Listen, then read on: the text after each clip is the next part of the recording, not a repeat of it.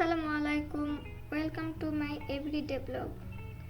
আজ আমি আচার বানানোর জন্য একটা স্পেশাল মশলা বানিয়েছি, যা আপনাদের সাথে শেয়ার করতে আসলাম।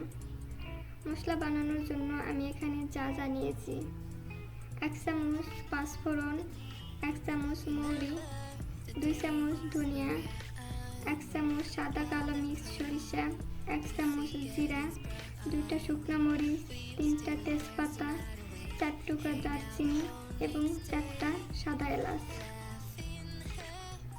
এবার মশলাগুলো সব একসাথে মিশিয়ে ভালো করে লো আঁচে টেলে নিব। খেয়াল রাখতে হবে মশলাগুলো যাতে খুব বেশি পুড়ে না যায়।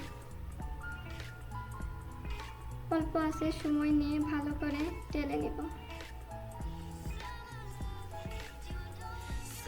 মশলাগুলো ভালো করে টেলে নেওয়া হয়ে গেছে।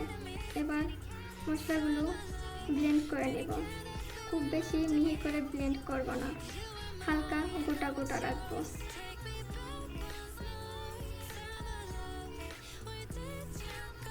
মশলাগুলো আমি হালকা গোটা গোটা রেখে ব্লেন্ড করে নিয়েছি।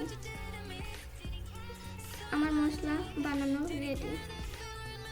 কেমন লাগলো আমার আজকের এই ভিডিও কমেন্টে জানান, এবং নতুন ভিডিও পেতে আমার চ্যানেল সাবস্ক্রাইব করে পাশে থাকবেন। ভালো থাকুন। আল্লাহ হাফেজ।